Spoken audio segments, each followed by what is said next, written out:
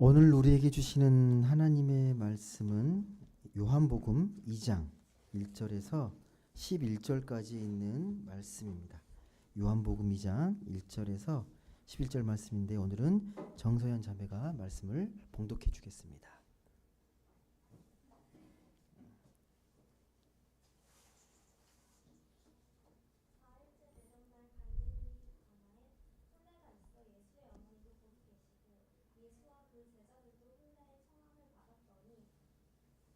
포도주가 떨어진지라 예수의 어머니가 예수에게 이르되 저들에게 포도주가 없다 하니 예수께서 이르시되 여자여 나와 무슨 상관이 있나이까 내 때가 아직 이르지 아니하였나이다. 그의 어머니가 하인들에게 이르되 너희에게 무슨 말씀을 하시든지 그대로 하라 하니라. 거기에 유대인의 정결 예식을 따라 두세 통 드는 돌 항아리 6이 놓였는지라. 예수께서 그들에게 이르시되 항아리에 물을 채우라 하신즉 아기까지 채우니 이제는 떠서 연회장에게 갖다 주라 하심에 갖다 주었더니 연회장은 물로 된 포도주를 맛보고도 어디서 났는지 알지 못하되 물 떠온 하인들을 알더라. 연회장이 신랑을 불러 말하되 사람마다 먼저 좋은 포도주를 내고 취한 후에 낮은 것을 내거늘 그대는 지금까지 좋은 포도주를 두었도다 하니라. 예수께서 이 첫 표적을 갈릴리 가나에서 행하여 그의 영광을 나타내심에 제자들이 그를 믿으니라. 아멘. 네, 감사합니다. 네, 오늘은 좋은 포도주를 마시는 은혜라는 제목으로 같이 말씀을 나누겠습니다. 오늘 읽은 말씀은 이제 요한복음 말씀인데요. 이 요한복음에 나와 있는 이 2장, 이 가나의 혼인잔치는 요한복음에만 있는 말씀입니다. 다른 이적이나 여러 가지 예수님의 행적 말씀들은 다른 마태, 마가, 누가 복음들과 중복이 되거나 또 겹치거나 다양하게 한 사건을 묘사를 하는데 이 가나 혼인잔치의 말씀은 요한복음에만 기록되어 있습니다. 또 한 가지, 이 가나의 혼인잔치는 예수님이 행하신 가나의 첫 표적이라고, 처음으로 행했던 하나님의 표적이다라는 게 매우 중요한 말, 되게 의미가 있는 말씀입니다. 교회를 좀 오래 다녔다 싶으면 이건 다 알아요. 가나의 혼인잔치. 왜? 물이 포도주로 변한 놀라운 사건이잖아요. 이게 다 그렇게 기록을 하는 거죠. 예. 찬양도 있습니다. 물이 변하여 포도주 됐네. 예. 그것만 기억하죠. 왜 물이 포도주로 변했는지, 예. 그거에 대해서는 깊이 생각하기보다 여하튼 간에 매우 유명한 사건이고 예수님께서 첫 표적, 첫 사건입니다. 근데 이곳이 어디냐면요, 예수님의 고향이 어딘지 아시죠? 예수님의 고향은 나사렛이에요. 근데 이 가나라는 마을은 예수님이 고향이었던 이 나사렛에서 북쪽으로 한 13km 떨어진 곳입니다. 당시로 보면 왕복 하루 거리예요. 예. 그게 멀지 않는 거리입니다. 거기에서 잔치가 벌어졌습니다. 어떤 잔치? 혼인잔치. 이 혼인잔치에 예수님이 가시고 예수님의 제자들도 가시고 예수의 어머니 마리아도 참석합니다. 추측하기는 예수님의 가까운 친척의 혼인잔치였다라고 성서학자들이 추정을 합니다. 그렇기 때문에 이렇게 다 같이 간 것이다라고 이야기를 하거든요. 근데 말씀을 보시게 되면 어머니 마리아에 대해서는 곳곳에 기록되어 있고 함께 나오는데 아버지 요셉은 언급이 되지 않습니다. 혹시 아버지 요셉과 함께 있었던 그런 이적이나 행적에 대해서 말씀 보신 적 있으십니까? 저는 그런 생각을 많이 했었거든요. 왜 아버지에 대한 기록과 이런 것들은 없을까? 근데 뭐 이야기하면 너무 길어지니까 중요한 건 뭐냐면 이때 당시에 이미 아버님은 세상을 떠나고 이미 미망인이 된 어머니 마리아를, 어린 동생들을 예수께서 돌보셨다라는 걸로 많이 이야기를 합니다. 이 자리에도 아버님 요셉은 없고 어머니 마리아만 있는 거예요. 예. 근데 당시의 혼인잔치는요, 우리 옛날에도 그랬던 것 같아요. 옛날 혼인잔치는 마을잔치죠. 예. 당사자뿐만 아니라 친척들도 오고 동네 사람들이 다 오잖아요. 근데 이곳에서도 당시에 혼인잔치가 벌어지면 온 동네 마을 사람들이 들썩들썩하면서 함께 어울려서 흥겹게 즐기는 축제의 자리입니다. 축제의 자리예요. 이 잔치가 며칠 동안 벌어진지 아십니까, 여러분? 결혼식하고 이렇게 뭐 피로연처럼 이렇게 막 떠들고 노는 거잖아요. 예, 예, 7일, 일주일 동안. 여러분 일주일 동안 잔치 해본 적 있으십니까? 어떤 기분이실 것 같으세요? 일주일 동안 열심히 즐기고 이렇게 하는 거. 생업이 마비될 것 같지 않으십니까? 7일 동안 합니다. 그만큼 중요한 행사예요. 7일 동안 한다는 것 자체가. 근데 오늘 말씀에 보시게 되면 이 혼인잔치에서 제일 중요한 게 뭔지 아십니까? 혼인잔치에서 제일 중요한 거. 활용점정. 잔치가 잔치되게 하는 거. 포도주예요, 포도주. 포도주 떨어지면 큰일 납니다. 7일 동안 해야 되는데 그래서 이 포도주가 풍성하게 잘 준비되어 있어야 돼요. 이 포도주가 떨어지면 수치스러운 일이 돼요. 7일 동안. 이게 풍성하게 준비를 했겠죠. 근데 오늘 말씀에 보면 어떻게 되어 있습니까? 오늘 말씀이 떨어져 버렸네, 술이. 왜 떨어졌을까요? 준비를 안 했을까요? 준비를 많이 풍성하게 했는데 떨어졌다는 건 어떤 걸 의미합니까? 엄청 마셨거나 너무 행복해서, 아니면 사람들이 너무 많이 왔거나, 뭐 둘 중 하나겠죠. 떨어졌어요. 지금 떨어진 걸 다 몰라요. 이게 그 친척들이니까, 어머니 마리아도 친척 중에 있으니까 안 거잖아요. 포도주가 떨어졌네, 어떡하지? 걱정하는 거잖아요. 포도주를 대신할 수 있는 게 있습니까? 여러분, 그 음식 먹을 때 사람들마다 내가 좋아하는 게 있으면 그 잔치 자리는 되게 좋다고 생각하거든요. 내가 좋아하는 음식 있으면 야, 푸짐하더라. 전라도에서는 예를 들면 홍어가 있어야 돼. 아무리 잘 차려줘도 홍어가 없으면 그건 못 차린 거예요. 전라도 사투리로 먹잘 것 없다고. 이렇게. 근데 당시에는요, 이 포도주는 정말 중요한 거예요. 흥겹게 그 잔치를, 흥을 계속 유지할 수 있는 그 힘은 이 포도주예요. 포도주를 먹고 마시는 거예요. 근데 지금 포도주가 떨어진 거예요. 큰일 난 거죠. 그래서 그 걱정을 어머니 마리아가 예수님께 한 거예요. 이제 포도주 떨어졌는데 어떻게 하면 좋겠냐라는 걸. 근데 아마 이건 주관하는 건 아니니까 그냥 걱정으로 이렇게 높아심에서 이렇게 말을 했을 거예요. 이 어떻게 하면 좋겠는지, 안타까운 마음에, 혼주를 걱정하는 마음에 안타까움의 이 이야기를 예수님께 했을 겁니다. 근데 왜 예수님께 하죠? 예수님께 왜 합니까, 이 이야기를? 기대감을 갖고 했을까요? 아니면 그냥 던진 말일까요? 아무튼 예수님의 어머니 마리아가 예수님께 이야기하자 예수님의 답변이 되게 좀 약간 좀 놀랍습니다. 당혹스럽습니다. 한번 보시겠습니까? 4절 뭐라고 대답하셨는지. 포도주가 떨어졌다는 말에 4절 한번 읽어보겠습니다. 시작. 예수께서 이르시되 여자여, 나와 무슨 상관이 있나이까? 내 때가 아직 이르지 아니하였나이다. 어머니 마리아와 예수님의 대화인데요. 지금 이 잔치 자리에 포도주가 떨어졌네, 걱정되네 라고 어머님이 아들이신 예수께 이야기한 거예요. 그러니까 뭐라고 합니까? 여자요. 왜 여자야라고 했을까? 어머님이라고 하지 않고. 그리고 나랑 무슨 상관이 있습니까? 이 원문 직역을 보면요, 이건 약간 의역한 건데 뭐라고 되어 있냐면 여자여, 나와 당신에게 무엇이 있습니까? 예요. 나와 당신에게 무엇이 있습니까? 나한테 말한들 나한테 포도주가 있는 게 아니지 않습니까? 왜 저한테 이 말씀을 하십니까? 라는 거예요. 무슨 상관이 있겠습니까? 뭐 여자라는 호칭도 그렇고 대답 내용도 별로 친절하지 않습니다. 뭔가 좀 상냥하게 따뜻하게. 저도 안타깝네요. 어떻게 할까요? 이게 아니고 어머니랑 나한테 뭐가 있어요? 왜 그런 얘기를 하십니까? 저 때가 아직 이르지 않았습니다. 내 때를 이야기하는 건 뭔지 아시겠죠? 내가 하나님의 아들로서, 하나님의 어떤 메시아로서 구원의 때 하나님의 카이로스를 이야기하는 거지만 어머니 마리아는 아셨을 거예요. 이 예수라는 분의 그런 놀라운 능력 아셨을 겁니다. 근데 중요한 건 분명히 이야기합니다. 내 때가 아직 이르지 않았다고 이야기를 합니다. 그게 이유예요. 거절한 이유는 다른 게 아니고 지금 나와 상관없습니다. 이게 개입하지 않겠습니다.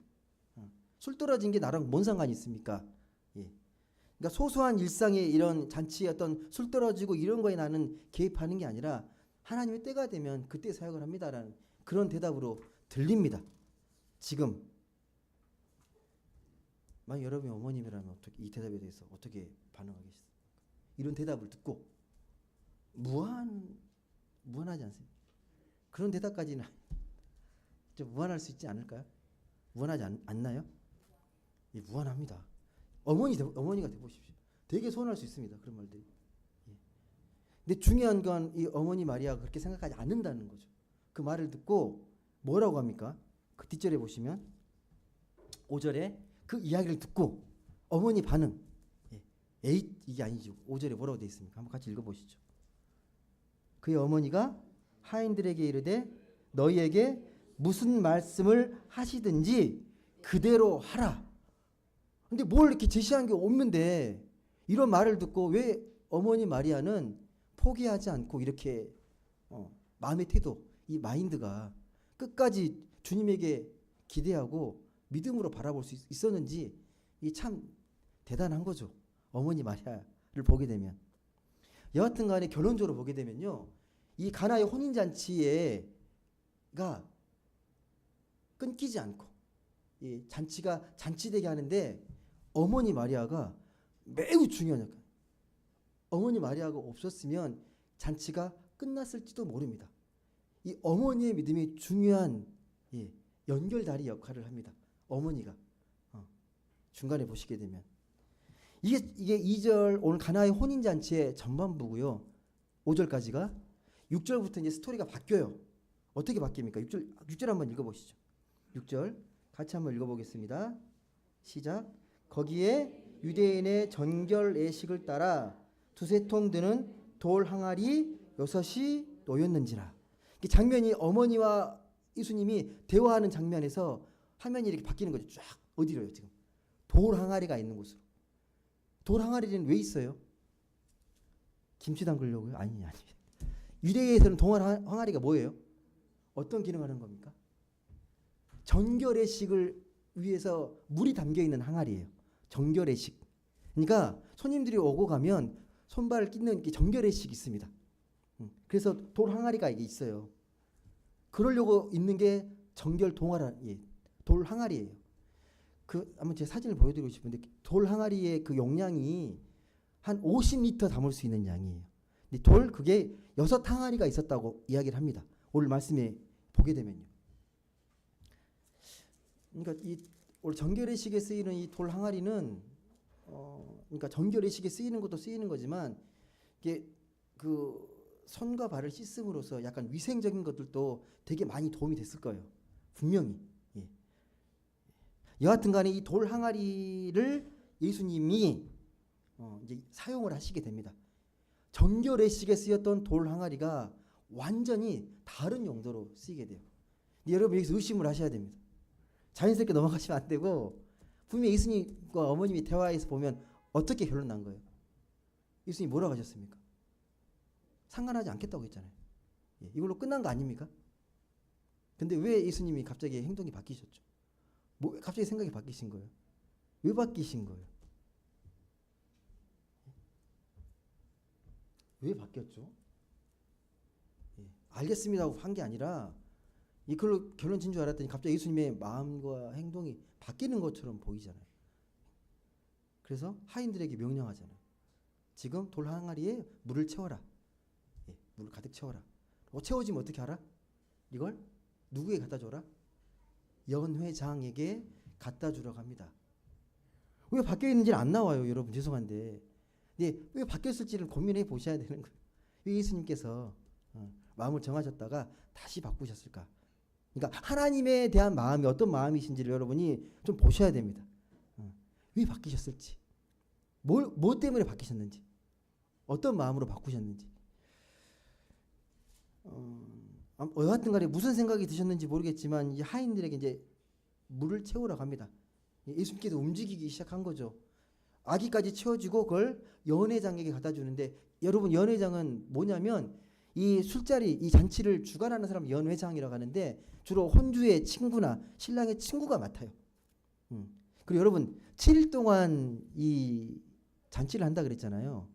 그렇기 때문에 포도주에 물을 섞습니다. 적절하게. 이 잔치가 진행되는 상황을 보면서 거기에 맞게 이제 포도주를 내는 거예요.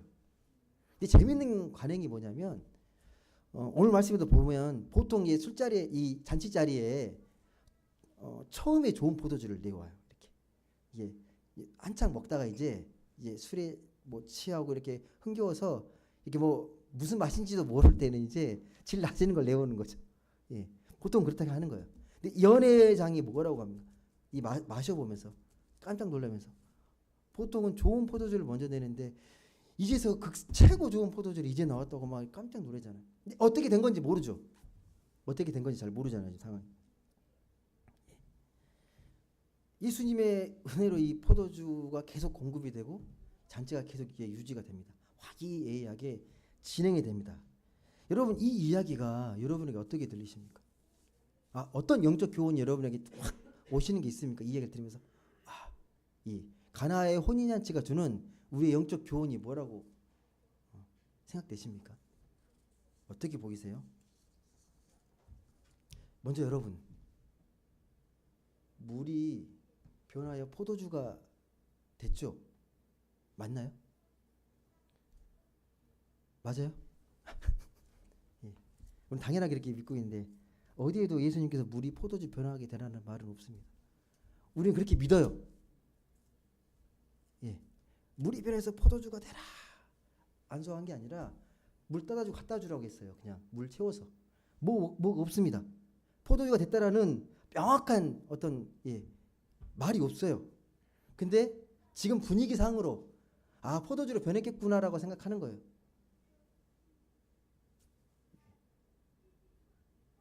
물 마시고 포도주로 착각한 건 아니에요. 그럴 수 있습니까? 잘 모르겠어요. 예. 취하면 뭐 양주에 물 섞어가지고 판다며요. 예를 들면 모른다며요. 그렇게 팔아도 한창 취하게 되면. 그러니까 우리는 당연히 물이 포도주가 됐다고 생각하는데 만약 그게 정말 중요한 게 그걸 정확히 기록했을 거예요. 물이 변해서 포도주가 됐다. 근데 그게 중요한 게 아니에요. 그런 기적적인 현상이 중요한 게 아닙니다. 기적이 본질이 아니라고요. 더 중요한 건 뭡니까? 이것이 주는 영적 교훈. 왜 이렇게 물이 변해서 뭔가를 다르게 느낀 이 음료수를 마셨을 때 사람들이 즐거워하고 행복해하고 흥겨워할 수 있는지. 이게 물이 포도주가 된 게 중요한 게 아니에요. 거기에 너무 꽂히시면 안 됩니다. 어떤 기적이든 마찬가지예요. 하나님이 일으키셨던 예수님께서 행하셨던 모든 이런 기적은 기적의 자체가 목적이 아니라 하나님의 표적이라고 말합니다. 표적. 오늘 말씀에도 뭐라고 되어 있습니까? 하나님의 기적이라고 하지 않고 하나님 나라의 표적이라고 말을 하는 거예요. 하나님 나라의 표적이다.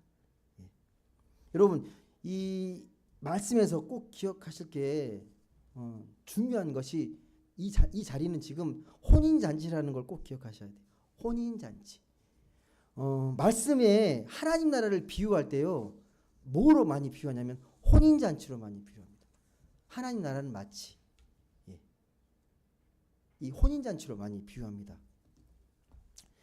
왜 하나님께서 이 하나님의 나라를 혼례로 혼인잔치로 이야기를 하실까요? 여러분 결혼식이 되게 거룩하고 되게 어떻게 보면 성스러운 세레모니잖아요. 결혼식이라는 게 지금이나 옛날이나 가장 중요한 세레모니 아닙니까? 결혼이라는 게. 그러니까 결혼이라는 건 두 사람이 사랑해서 이제 서로가 이제 부부로서 새롭게 탄생하는 날인데 가족이 탄생하는 거죠. 가족이 되는 거죠. 이 가족의 의미는 생명입니다. 생명이 탄생하는 의미가 있어요. 생명의 탄생. 그래서 신랑 신부로 하나님은 신랑이고 우리 신부라고 하는 이가 새로운 생명으로 시작되기 때문에 생명과 기쁨의 축제를 혼인으로 비유해요. 혼인잔치로.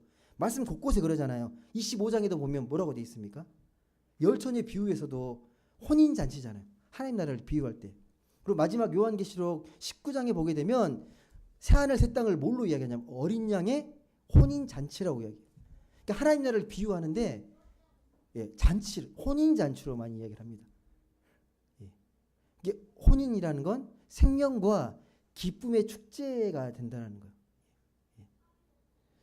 이게 모든 사람들, 여러분 그 혼인 잔치에 가게 되면 그 자리는 모두가 웃고 즐겁고 기쁘고 반가운 자리잖아요. 그 자리 자체가 모두가 함께 웃으면서 모두가 축하해 준 자리. 그것만큼 더 행복한 자리는 없잖아요. 자리에서. 그게 마치 하나님 나라와 같다라는 거예요. 마치 그게 하나님 나라와 같다. 가장 행복한 순간, 우리가 상상할 수 있는 가장 기쁨의 순간이 이 혼례 잔치라고 우리가 말씀을 통해 볼 수가 있는 겁니다. 또 한 가지 주목할 게 있는데, 이 혼인 잔치에서 가장 중요한 게 뭡니까? 이 혼인 잔치가 혼인 잔치 제대로 끌고 갈 수 있는 이 힘? 예. 생명력? 그게 뭐예요? 주인공이 누굽니까? 겉으로는 예, 신랑 신부인데 진짜 이 혼인 잔치의 주인이 누구예요? 이걸 끌고 갈 수, 이 혼인 잔치 되게 끌고 가는 그 힘은 뭡니까? 진짜 주인은 누굽니까?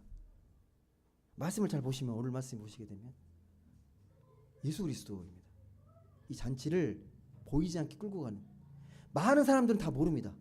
이 잔치가 왜 이렇게 흥겹고 즐거운지. 그냥 나오는 대로 먹고 마시잖아요. 마시기만 하면 되거든요. 몇몇 사람 외에는 다 몰라요. 이 상황을. 연회장도 모르잖아요. 어머니 마리아와 하인들, 예수님 정도만 아는 거지. 이 좋은 포도주로 이 즐겁고 흥겨운 잔치가 어떻게 진행되고 있는지를 모릅니다. 예. 이게 보이지 않지만 이 잔치를 끌고 가는 힘은 예수 그리스도, 주님께서 끌고 가는 거예요. 삶의 자리를 축제의 자리로, 잔치의 자리로 끌고 가는 가장 큰 본질적인 힘은 예수 그리스도라는 겁니다. 예.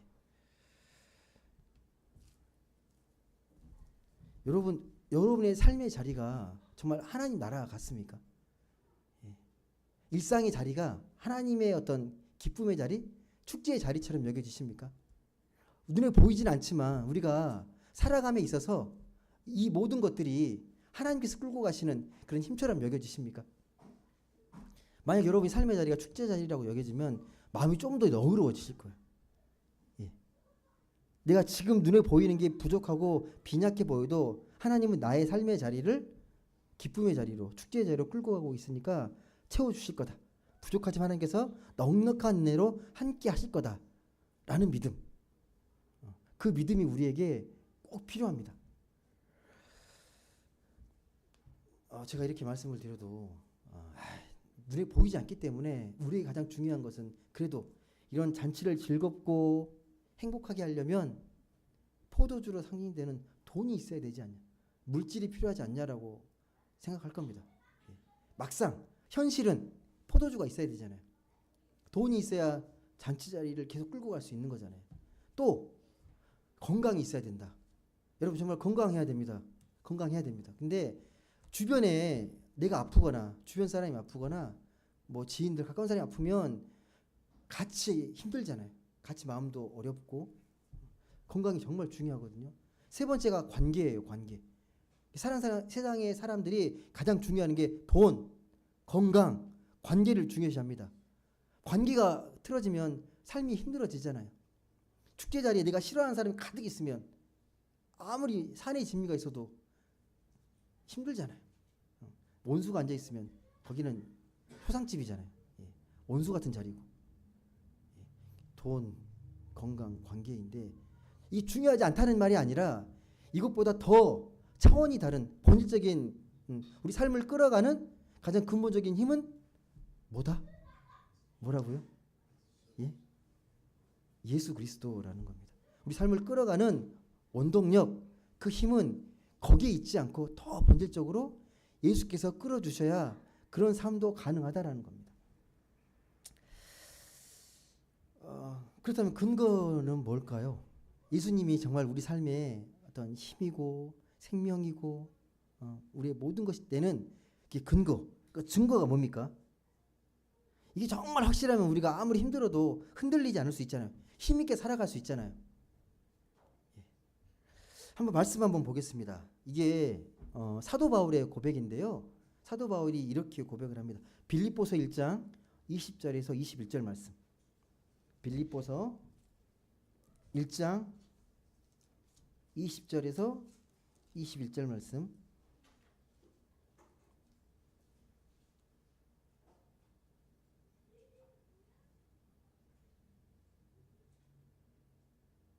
(20절) 21절 빌립보서 한번 읽어볼까요? 같이 읽어보겠습니다. 시작. 나의 간절한 기대와 소망을 따라 아무 일에든지 부끄러워하지 아니하고 지금도 전과 같이 온전히 담대하여 살든지 죽든지 내 몸에서 그리스도가 존귀하게 되게 하려 하나니 이는 내게 사는 것이 그리스도니 죽는 것도 유익함이라. 이게 바울의 고백인데 이게 빌립보서가 옥중 서신이잖아요. 감옥에서 쓴 편지인데 어떻게 이렇게 고백을 할 수 있겠습니까? 온갖 고난과 고초 속에서도 이렇게 고백할 수 있었던 이유는 뭘까요? 빌립보서의 서신이 별명이 그거잖아요. 기쁨의 서신이잖아요. 기쁨.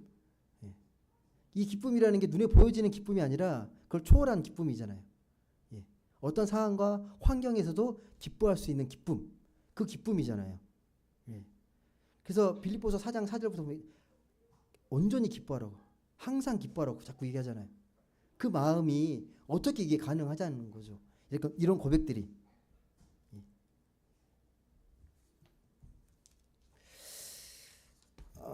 바울은요, 아시겠지만 평생토록 육체에 질병이 있었거든요. 육체의 가시라고 하는데 건강하지 못했습니다. 몸이 되게 힘들었어요. 아팠어요. 얼마나 힘들었으면 간절히 기도했겠습니까? 제발 이것만 좀 치유해 주시면 제가 좀 더 복음을 잘 전할 수 있을 것 같습니다라고 간절히 기도하거든요. 안 고쳐주세요. 평생 갖고 살아갑니다. 육체의 가시라고 하죠. 그리고요, 건강도 안 좋죠. 그렇게 선교와 복음하고 전하고 다니는데 이 물질이 부족해서 텐트를 치고 그렇게 해서 후원을 모집해서 겨우겨우 살아갑니다. 그리고 관계는 어땠어요? 관계가 얼마나 있을 것 같죠. 예루살렘 교회에 엄청 무시당한 이 사도가 바울 사도예요. 사도 바울이에요. 왜? 예수님의 직제자가 아니라고. 그래서 무시당했습니다. 모든 여건들이 복음을 전하기에 그렇게 호락호락한 좋은 환경이 아닙니다. 돈도 건강도 관계도. 그런데 이런 고백을 합니다. 그걸 뛰어넘어서 이런 고백을 합니다. 그가 당한 고생과 고난은 말로 할 수 없잖아요. 그가 겪었던 복음을 전해서 겪었던 고난은 어마어마합니다. 그럼에도 바울이 이렇게 고백했던 이유, 그 이유가 빌립보서 4장 4절에 나옵니다. 다시 한번 찾아볼게요. 이렇게 자기가 고백했던 이유를 그렇게 말합니다. 빌립보서 4장 4절과 5절입니다. 한번 읽어보겠습니다. 빌립보서 4장 4절과 5절 같이 읽어보겠습니다. 시작. 주 안에서 항상 기뻐하라. 내가 다시 말하노니 기뻐하라. 너희 관용을 모든 사람에게 알게 하라. 주께서 가까우시느니라. 아멘. 뭐라고 말합니까? 항상 기뻐하고 다시 말하노니 기뻐하고 뭘 많이 알게 하라고요? 너희 관용. 여러분 관용 좋아하는 사람 없습니다. 관용이 쉬울 줄 아시죠? 관용 무지 어렵습니다. 관용을 모든 사람에게 알게 하라고 한 다음에 붙인 말이 뭐냐면 이유를 말해요. 주께서 가까우시기 때문에. 이걸 조금 좀 더 영적인 의미로 우리가 적용해 보면요, 내가 영적으로 민감해서 하나님이 늘 가까이 있다는 걸 안다는 거예요. 늘. 그래서 그 주님 때문에 내가 관용하게 된다는 거예요. 주님이 나와 함께 하시기 때문에 그 주님의 관용을 내가 베풀어야 한다는 거예요. 기뻐하면서. 여러분, 주께서 가깝다는 걸 알면 내가 결혼 자리에서 더 관용을 베풀지 않겠습니까? 많은 사람들에게 은혜를 베풀고 모든 이들에게 관용을 베풀고 한 사람이라도 축하하는 자리를 만들고 싶을 거예요. 힘든 상황을 초월하는 힘을 얻게 되는 그 힘이 주께서 가까이 계신다. 나와 함께 하신다. 이걸 얼마나 내가 가깝게 여기는지 이게 매우 중요합니다. 솔직히 여러분, 저 이 말씀을 묵상할 때마다 좀 어려워요. 좀 부끄러울 때가 많습니다. 여전히 주께서 가까우시다, 이 말씀을 좀 더 절감해야 되는데 제 자신의 모습을 솔직히 비춰보면 그렇지 못한 것 같은 느낌들이 자꾸 들어요. 이게 그 방향으로, 그런 은혜를 구하면서 그 방향으로 나아가지만 아직 그렇게 하나님 앞에서 주께서 가까우신 그 마음을 가지고 정말 많은 사람들에게 관용을 베풀고 있을까, 그렇게 생각하면 많이 부끄럽게 여겨지는 말씀입니다. 여러분, 이 포도주라는 걸 다시 한번 좀 생각해 볼게요. 두 번째로 포도주. 포도주는 여러분 축제에 꼭 필요한, 오늘 말씀 보게 되면 잔치에 꼭 필요한 건데, 잔치 자리에, 축제의 자리에 술이 꼭 따라옵니다. 술 잘 드십니까? 술은 어떤 능력이 있죠? 술을 많이 마시면 술기운이 생겨요. 술기운이 생깁니다. 취하면 술기운이 돼요. 술기운이 다른 게 아니고, 예를 들면 평소에 말이 없던 사람이 말이 많아지고, 그렇게 인색했던 사람이 술만 먹으면 막 베풀고 막 그런 사람도 있거든요. 이게 긍정적인 케이스고, 반면 술만 먹으면 막 포악해지고 난폭해지는 사람도 있습니다. 이건 뭐 내면이 병든 경우에 많이 그렇게 되는데, 술 취함과 성령 충만에 대해서 말씀이 비교해 놓고 있어요. 어떤 차원에서? 술 기운에 취하면 내가 할 수 없는 걸 하게 돼요. 할 수 없는 능력. 성령이 취해도 내가 할 수 없는 능력을 하게 돼요. 거기서 갔다라는 거예요. 술 기운이 가득 취해서 내가 뭔가 새로운 걸 하는 것처럼, 내가 성령이 취하게 되면요, 내가 할 수 없는 것을 감당하게 됩니다. 그냥 야사인데요. 그 마틴 루터, 종교개혁을 했던 마틴 루터가요. 그 사진 보셨습니까? 사진? 마틴 루터 사진 가끔 떠오르시죠? 말랐어요? 뚱뚱해요? 루터 혹시 마틴 루터 사진 보셨습니까? 좀 뚱뚱하게 보일걸요? 좀 보여주면 딱 좋긴 한데, 안타깝게. 마틴 루터가 뚱뚱해요. 뚱뚱해 보이지 않아요? 감사합니다. 좀 통통하죠? 근데 원래 종교개혁 이전에 그냥 카톨릭 수도사였을 때는요, 신학교 교수였을 때는 깡마른 체구였어요. 그리고 이제 종교개혁을 하고, 그때 가톨릭 성직자들은 이제 독신서약을 하고 결혼을 하지 않잖아요. 근데 이제 종교개혁하고 다 결혼을 합니다. 신부들도 다 결혼을 하는데, 유독 한 사람이 결혼을 못해요. 수녀 하나만. 그 사람 이제 그 수녀와 이제 마지막에 이 루터랑 결혼을 하거든요. 그리고 이제 술을 많이 좋아해서 기록에 보면 하루에 2리터의 맥주를 마셨대요. 독일 맥주. 그래서 이 술배로 이렇게 쳤다라는 이야기가 있습니다. 술이 그렇게 좋았나 봐요. 참고로 여러분, 이게 술 많이 마시라는 말이 아니라, 이 독일이라는 문화의 특징을 좀 잘 아셔야 되는데, 물이 좀 이렇게 안 좋다 보니까 거의 물처럼 마셔요. 물이 좋지 않게 석회질이 많다 보니까 이 맥주를 많이 마십니다. 여하튼 이 술이라는 게 그렇게 좋은 거예요. 술이 줄 수 있는 기운들이 있으니까 술을 마시는 거겠죠. 이 술이라는 또 이 비유가요, 곳곳에 나오거든요. 사도행전 2장에 보시면 마가 다락방에 오순절 성령이 강림하잖아요. 그때도 성령의 바람처럼 불처럼 이렇게 임하게 되는데, 그걸 지켜보던 유대인들이 뭐라고 하냐면 새술에 취했다고 말해요. 술에 취했다고 얘네들이. 그때 이제 성령 받고 이제 다른 나라 말로 방언을 하잖아요. 원래 모국어인 아람어를 썼던 사람들인데 갑자기 성령을 받고 다른 나라 말로 막 방언하니까 그 말로 곳곳에 이제 복음을 전하기 막 시작하게 된 거죠. 그때도 그 모습을 보면서 얘네들이 술에 취했다고 조롱하고 그렇게 합니다.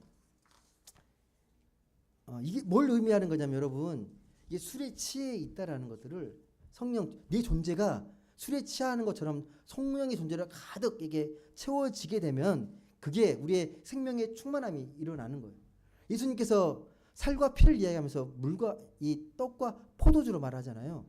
그러니까 포도주 자체를 말씀드리는 게 아니라, 이 예수님의 살과 피로 내가 온전하게 가득 충만하게 되고 이 취하게 되면 내가 새로운 존재로 거듭나고 변화될 수 있다는 거예요. 이게 포도주의 은유예요. 포도주의 상징성입니다.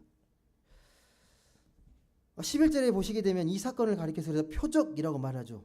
이 첫 표적을 갈릴리 가나에서 행하여 그의 영광을 나타내심에 제자들이 그를 믿으니라. 예수 하나님 나라의 표적으로 이해한 거예요. 이 사건을. 그러니까 이때 예수님께서 이 사건을 통해서 하나님의 나라를 비로소 드러내기 시작한 놀라운 사건입니다. 여러분 뭔가에 좀 푹 빠져가지고 좋아하시는 게 혹시 있으십니까? 예를 들면 커피를 엄청 좋아하는 사람이 있습니다. 저라고 생각하지 마십시오. 커피를 좋아하는 사람인데 이 사람 커피를 매일 보고 연구하고 커피만 있으면 다 삶이 늘 행복해요. 향만 맡아도 기분이 안 좋다가 막 기분이 엄청 좋아지고 매일 커피를 찾아다니고 커피의 향만 맡아도 마음이 설레고 흥분되고 커피 한 개를 마시면 온몸이 편안해지고 감동을 받고 그걸 느낄 때마다 영혼이 어떤 기운으로 충만해진 걸 느끼고 혹시 그런 게 있으십니까? 혹시 여러분? 그렇게 느끼는 게 있어요 여러분? 여러분 삶의 주위에서 혹시 그런 게 있을지 모르겠네. 그러니까 그것만 있으면 돈도 안 부럽고 인터넷 쇼핑도 안 부럽고 혹시 그런 게 있으십니까? 커피만 있으면 만족하고 행복한 이것만 있으면 행복한 거. 어떤 사람은 그게 뭐 음악일 수도 있고 그림일 수도 있고 책일 수도 있고 그렇잖아요. 제가 말씀드린 건 뭐냐면 그게 제가 세상의 것들로 제 비유를 들었지만 그게 예수 그리스도가 돼야 한다는 거예요. 주님만 생각하면 내 삶이 푸근해지고 평안해지고 주님 한 분만 있으면 내가 행복하고 감동을 받고 예수님을 그런 차원으로 끌어올리고 계시냐는 거예요. 주님이 여러분에게 어떤 존재입니까? 가까이 계신 걸 여러분이 얼마나 피부로 절감하면서 느끼고 계십니까? 주님이. 우리 삶에 끊임없이 좋은 포도주를 공급하고 계시는데 그걸 여러분의 삶에서 얼마나 그렇게 잘 느끼고 계십니까?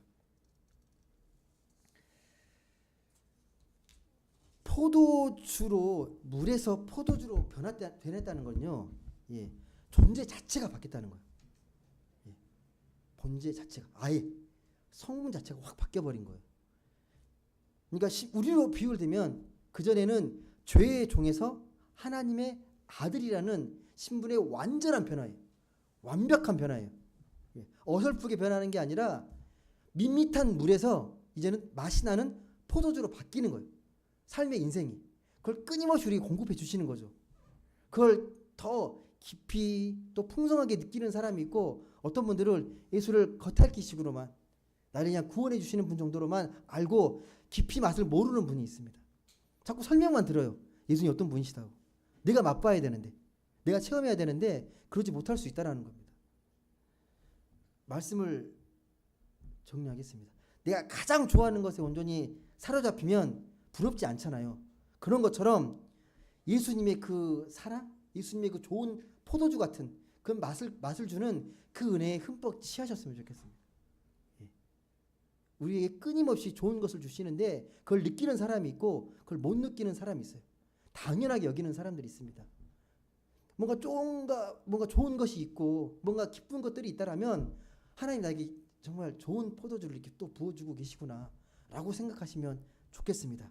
그래서 우리 주어진 삶의 인생을 오늘 혼인잔치의 큰 기쁨과 생명을 좋은 포도주를 마시는 은혜로 느꼈던 것처럼 우리 삶의 자리도 하나님 부어주시는 그 포도주를 온전히 누리고 흠뻑 취하면서 그렇게 성령 충만하게 살아가는 모든 분들 되시길 주님의 이름으로 간절히 소망합니다.